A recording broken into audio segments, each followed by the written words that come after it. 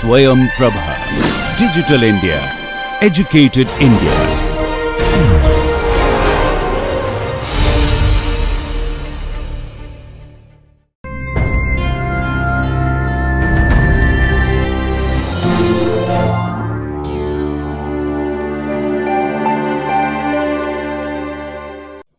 Hello everyone, welcome back. So in the last couple of lectures we looked at photon statistics. We said that if light exhibits the quantum nature, light is a stream of photons, then what does it mean? When you have, what sort of statistics will it show when you have perfectly coherent light, and what happens when you have incoherent light, that is thermal source is an example. And how can you achieve even quantum light, that is sub-Poissonian statistics, right? So today we will, in this lecture, we will talk about some of the practical issues in actually studying this. Okay. The first issue I want to talk about is what happens when you have losses. All right.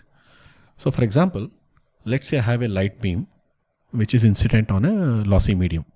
So here, let's say there are 100 photons that are incident on this medium. How many photons will get transmitted? That's a question.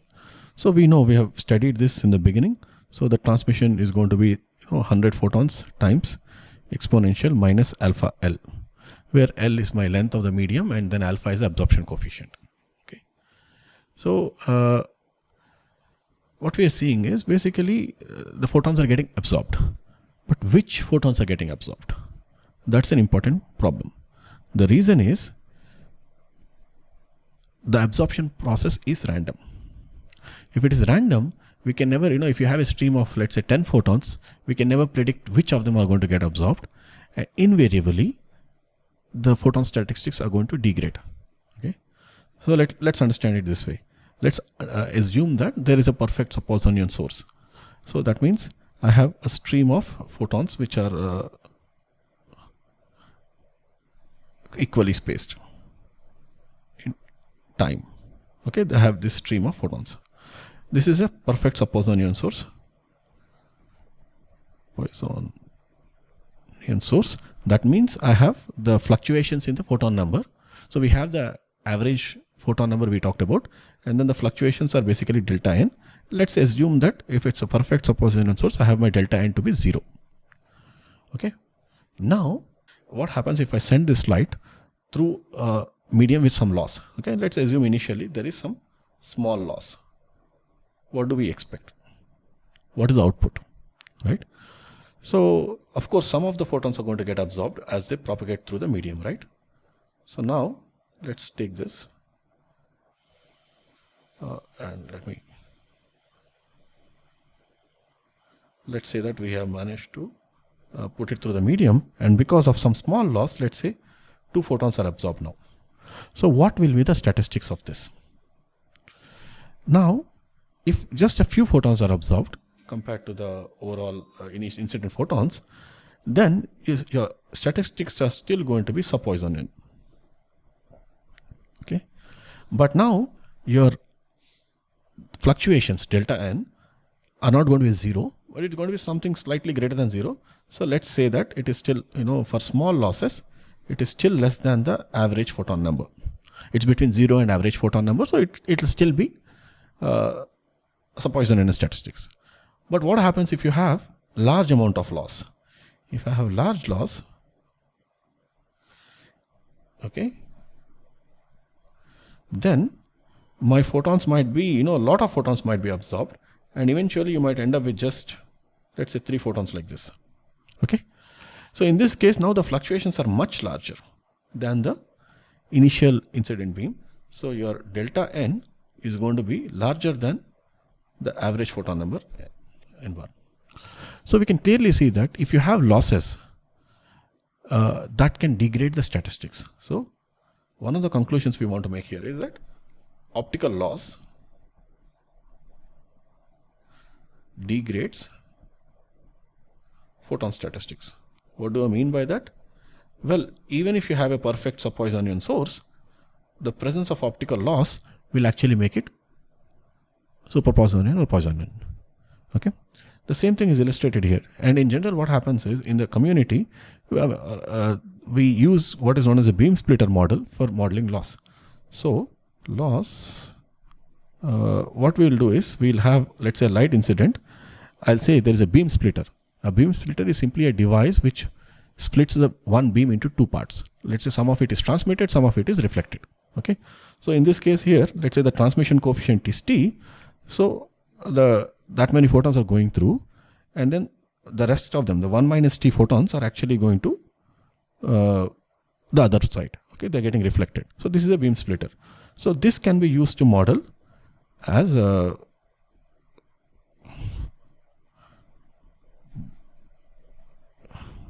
by a beam splitter. Loss is modeled by a beam splitter. So now you see that clearly there is a stream of photons which are incoming, which are very, very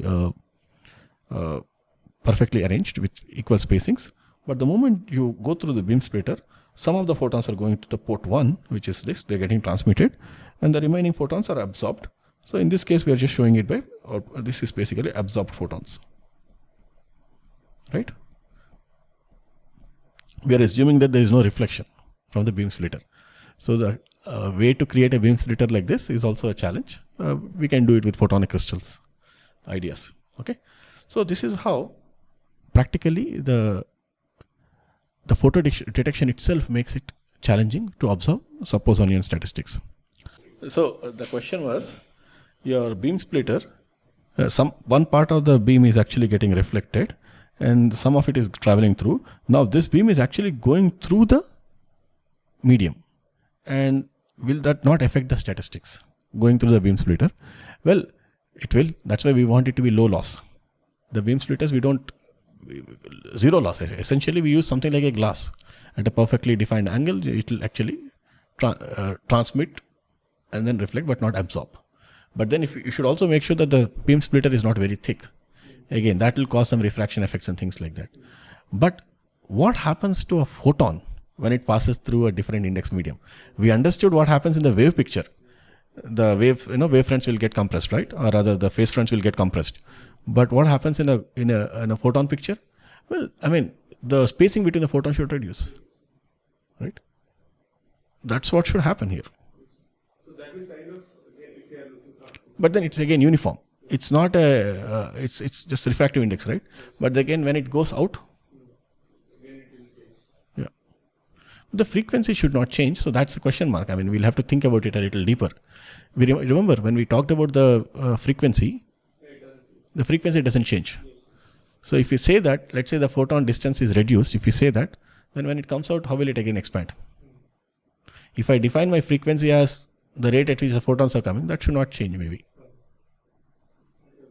It's something that we'll have to look deeper.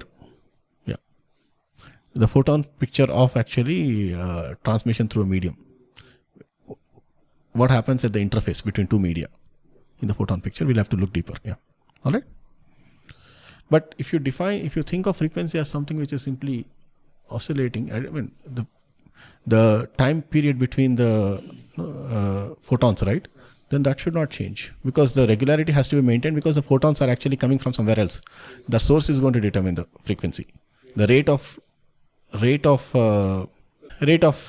emitting single photons, let's say, rate of emitting of photons. If I talk about that, let's say there is a rate at which it's getting emitted, and then if they're not getting absorbed, just because I put a glass in between, will the rate change at the end of it? It shouldn't. The rate should remain constant. So what changes as it passes through? What property of the photon changes as it passes through the slab? I mean, we understand there is some dispersion. We'll have to look deeper actually. Yeah. Okay. Right. It's a very, very thoughtful question. Yeah. Thank you. All right. So yeah. So what happens, when you are trying to detect a photon, right?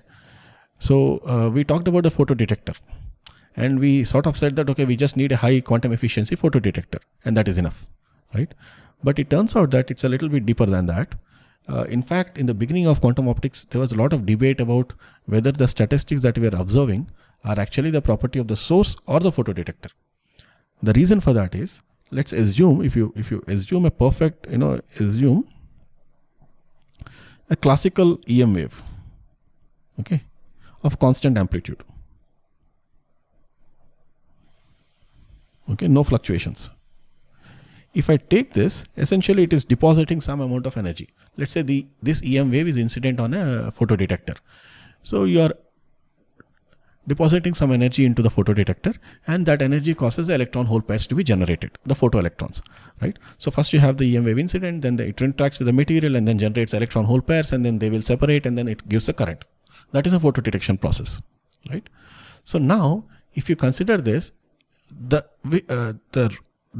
probability of generating a photoelectron in response to an incident field is itself Poissonian.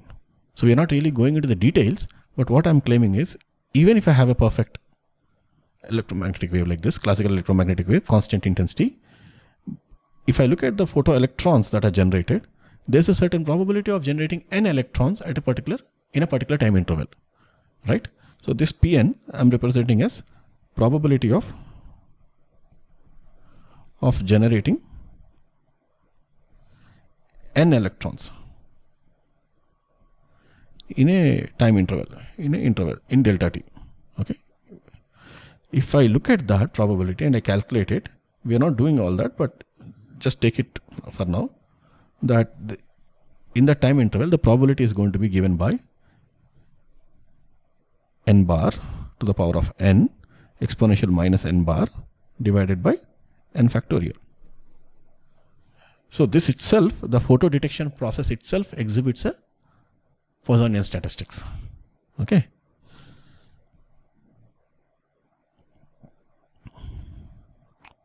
This is Poissonian, right? So what we can conclude from here is, if you are, let's say, observing Poissonian statistics in the detector, it does not mean that your source is quantum. So the observation of Poissonian statistics, right?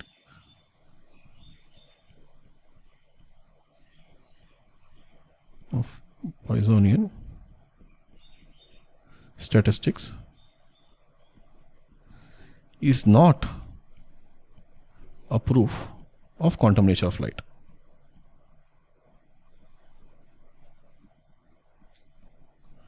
Why do we say that? Because even if you take a classical electromagnetic wave, I'll still get Poissonian statistics from the photodetector. But the interesting catch here is that if you observe sub-Poissonian statistics, then that is a proof, right? Because you cannot replicate that with a classical electromagnetic wave. Classical electromagnetic wave will give you Poissonian, but if you observe sub-Poissonian then statistics, that implies cannot be explained by the photodetection process. Okay, so cannot be explained by classical theories. So it is definitely quantum phenomena. Cannot be explained by classical theory. So if you observe that, it is very, very interesting. Now, when we say photodetection, what is the process involved? We said that, okay, there are these photoelectrons generated. How many electrons are generated? Because finally a photodetector will give you output as a current. What is the current that you get out of a photodetector? That can be computed. What will that depend on? Let's assume that, let's say there is a photon flux, right? We know how to calculate the photon flux. The photon flux is given by, we said power by the energy, right? So if you have a photon flux, let's say there are 10 photons per second, and they will generate, let's say, 10 photons. That means there is perfect quantum efficiency, right? So in effect, the current is going to be determined by the number of electrons that are generated in response to incident photons. So basically that number of electrons will be quantum efficiency eta times the charge of electron times the number of photons. This is going to be power by h cross omega. So when you have, let's say, n number of photons coming in, if all of them are generated, then you basically have E, right? E is the charge of electron, and then charge per unit time gives you the current. So this eta factor is telling us what is the efficiency, quantum efficiency. For every 10 photons, how many electrons are generated, let's say. Okay, that is the quantum efficiency. So quantum efficiency times electronic charge will give you the charge.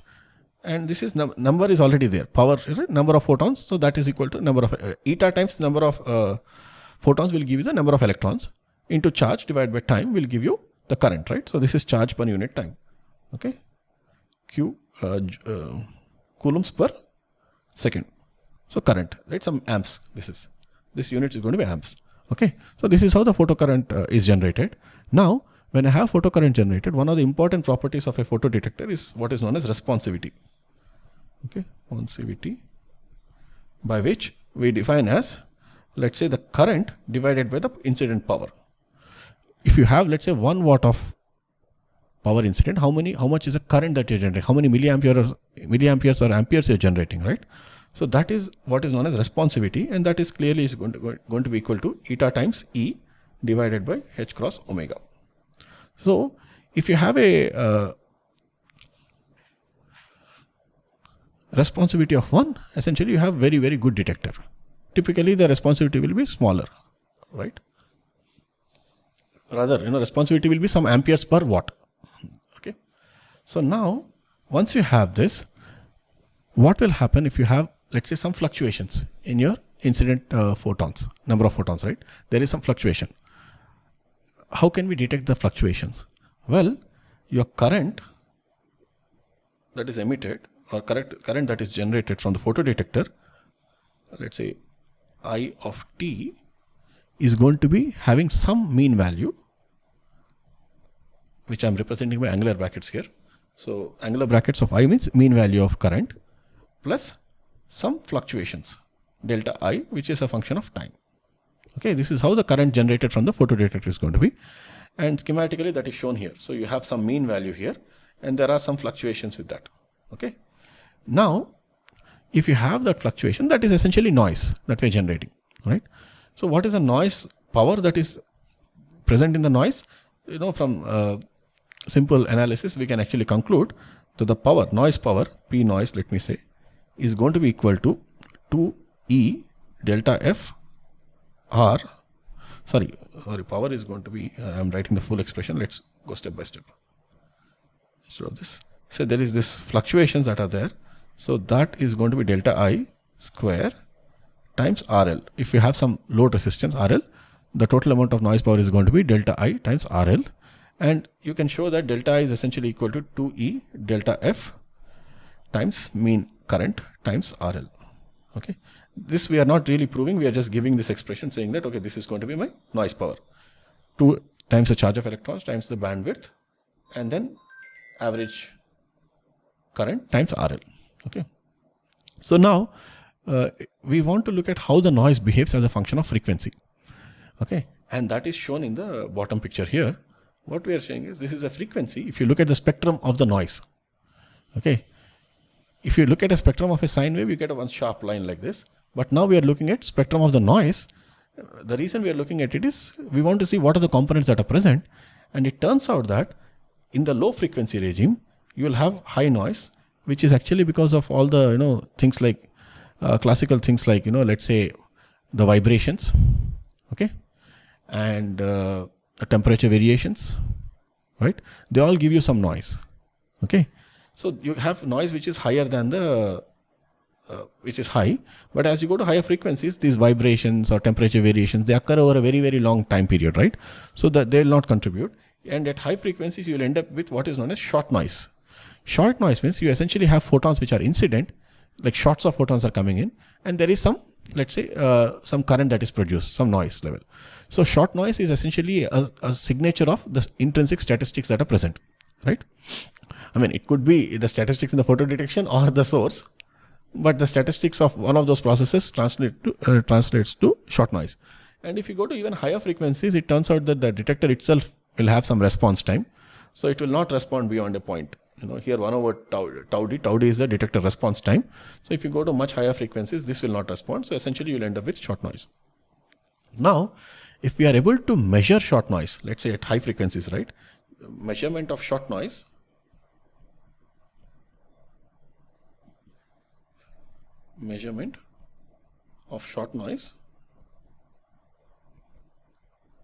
gives insight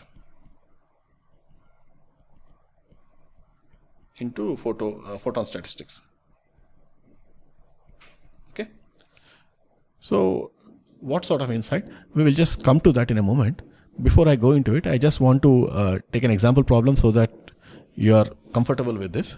So what I want to do is calculate this. So let's say you have a 10 milliwatt helium neon laser which is operating at, let's say, 632 nanometers, and it is incident on a photodiode with some responsivity which is given here. So 10 milliwatts, 632, and then there is a responsivity of the detector and there is a load resistance.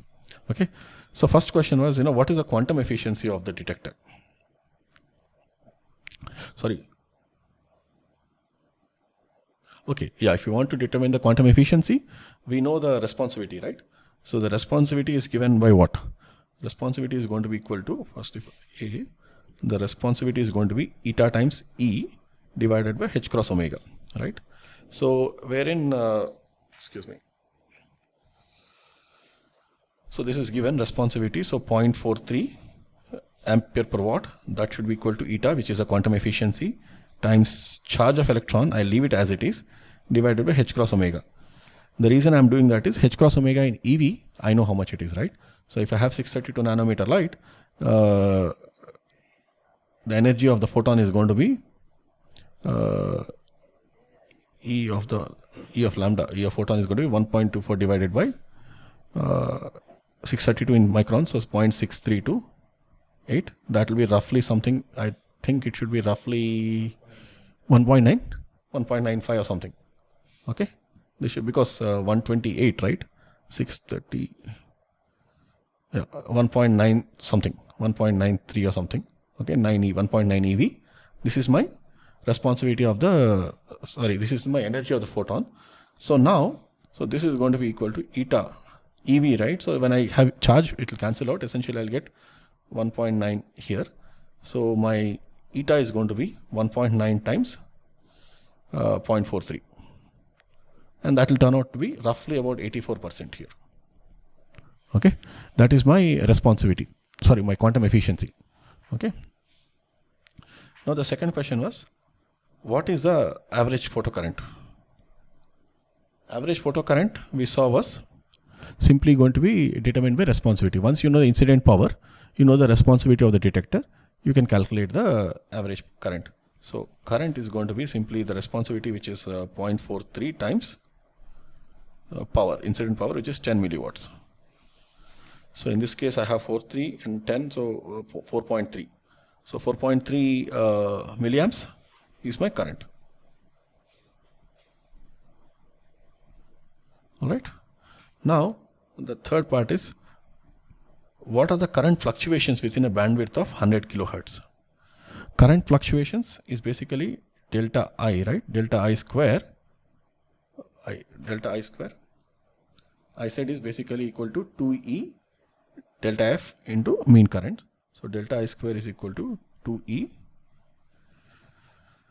delta F into mean current. That's equal to 2 into 1.6 into 10 power minus 19 into delta F is basically 100 kilohertz here. The bandwidth is 100 kilohertz. So 100, I'll write simply 10 power 5 into mean current is 4.3 into 10 power minus 3. Okay. If you calculate this, it will be some number, something in the range of 18. Okay. So it will be 10 power minus 19 plus into 10 power 5. So 10 power minus 14 minus 17. Well, something in the range of 18. And I think if you do this, it will turn out to be something like 12 nanoamperes. Okay. It will be that. You will see that. This is current, not current square. So delta I is going to be about 12 nanoamperes. The question was, so basically your fluctuations in the current are dependent on the bandwidth. So if you look at it here, if you take a large bandwidth, then the fluctuations in the current is going to be large because the classical part is included, or maybe if you're only doing it high frequency, then only the short noise is going to be. So there's going to be difference in the noise, in the current. And that is true. And that is why when we do electronic measurements, we always want to measure in the, we try to have a bandwidth limited case because we don't want noise in the other parts to actually contribute. So for example, I have a signal, if you have, let's say, a signal at 1 kilohertz or let's say 10 kilohertz, Okay, our modulation, let's say you're modulating a chopper or something. You're modulating a laser by using a chopper. You get a signal at 10 kilohertz. Now you want to measure. You want to actually put a band pass filter. Only let the 10 kilohertz pass, and filter out all the other noises.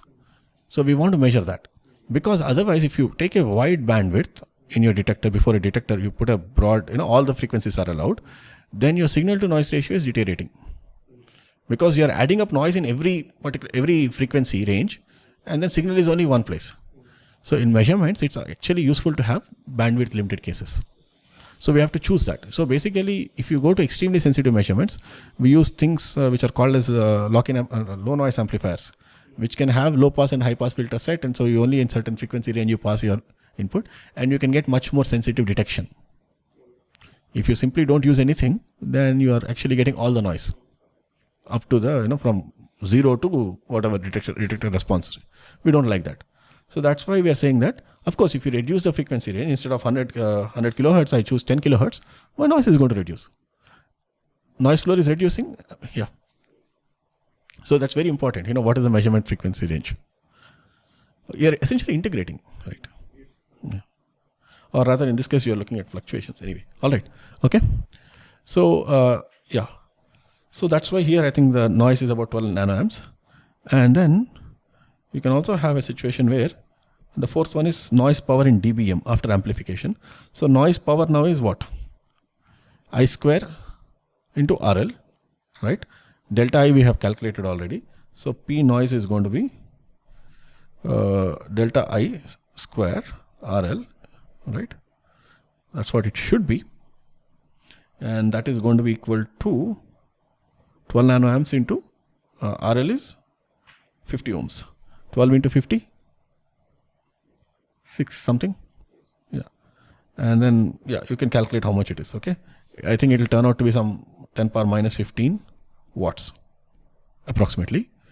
And now, if you have such a scenario, and the question was basically to calculate in dBm after amplification of 20 dB, with a power gain of 20 dB.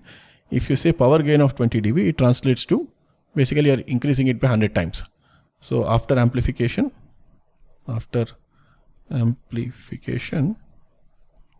you have how much? P noise is going to be equal to 10 power minus 13 watts. And in dBm, that will translate to how much?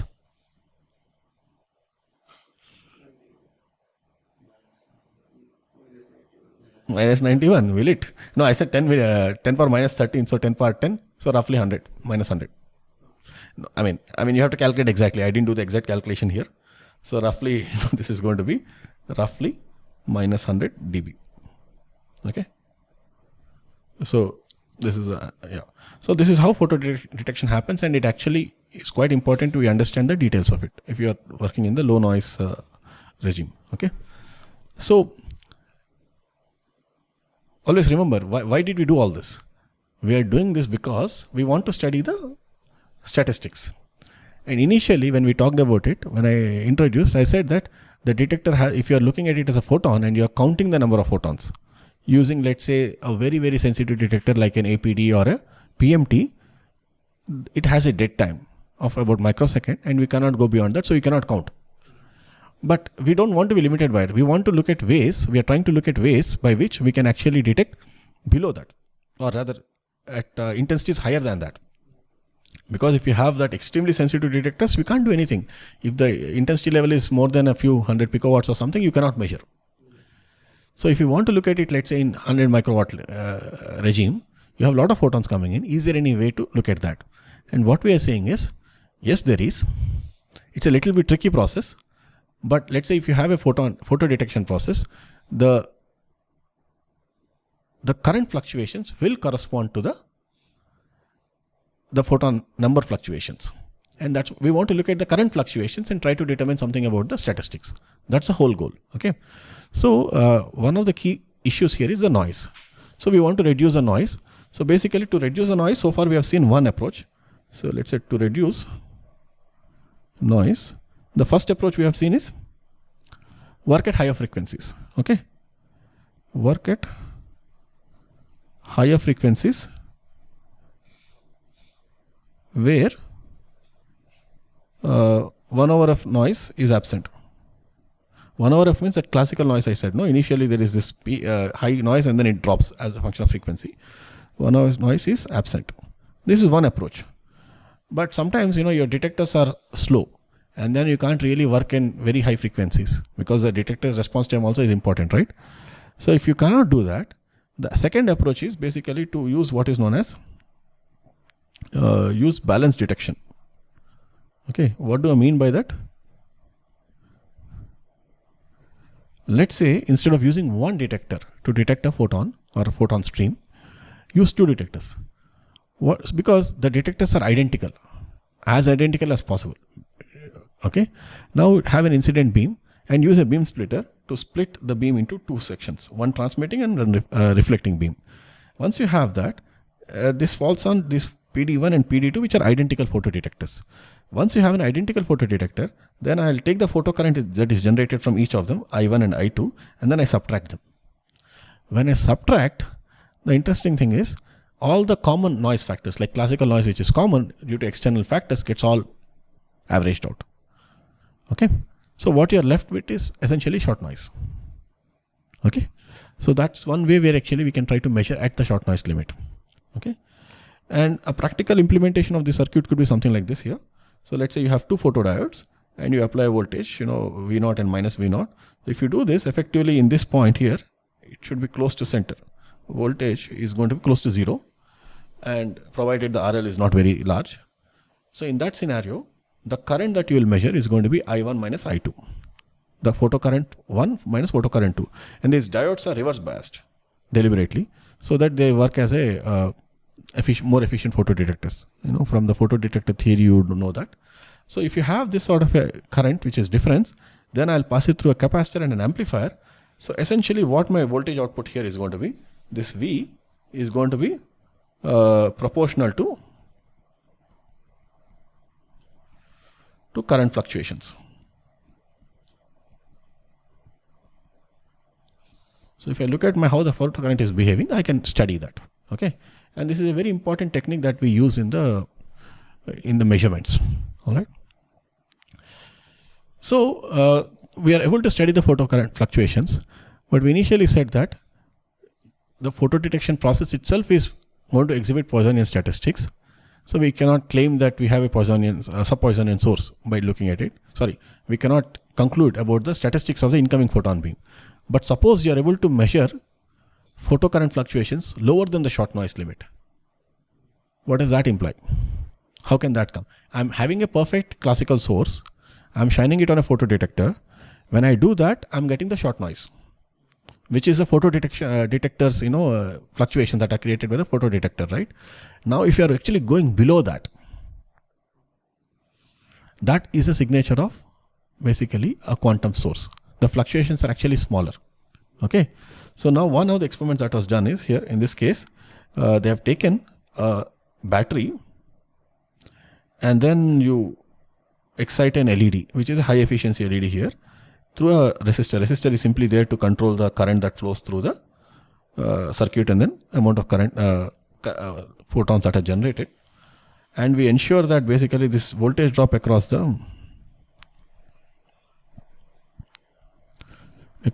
R is greater than 2 kBT. If we meet this condition, it turns out that basically, this condition is necessary to make sure the short noise is greater than thermal noise. If you make sure of this case, then we'll see that you have this light which is generated now, because we use a battery here instead of a regular power source. Power source will actually, let's say if you connect it to AC mains, that has some noise, 50 hertz noise. So battery will eliminate that. It's DC, right? So minimize power supply noise.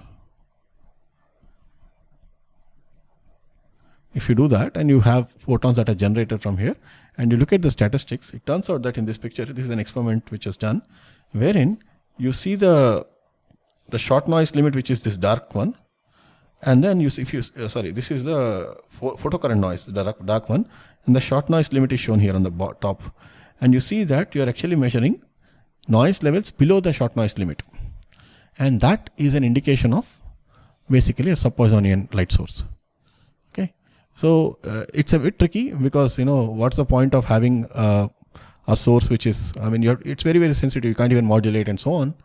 So there are some issues with this, but this is one of the simpler way of figuring out whether you have sub-Poissonian statistics or not. All right. Actually, ideally, I guess this is already balanced detection. I'll have to carefully look at the source. This is from this book, but I think this should be a balanced detector because you're not seeing the 1/f noise here. More or less, it's flat. That means it's a balanced detection scheme. It's schematically illustrated like this, but there are a lot of details involved in this. Okay, then you see that it is lower than the short noise. That means, short noise, lower than the short noise photocurrent noise. So that means we can conclude that it is emitting in the sub-Poissonian range. The question is, we are using an amplifier. Doesn't it add? Well, it does. So if you want to do that, we'll have to have specialized amplifiers, which actually even have additional DC power source inside. They have a battery. You switch off, you disconnect it from the mains and you run it on the battery so that it adds minimum amount of noise. Low noise amplifiers, we call them. We don't add noise through that. We have to be careful about all this. Yes. So actually, this is a very tricky process because how do you make sure that you eliminate everything else and actually see it? So it's not that simple. All right then. Let me stop here. So we'll continue in the next lecture. Thank you.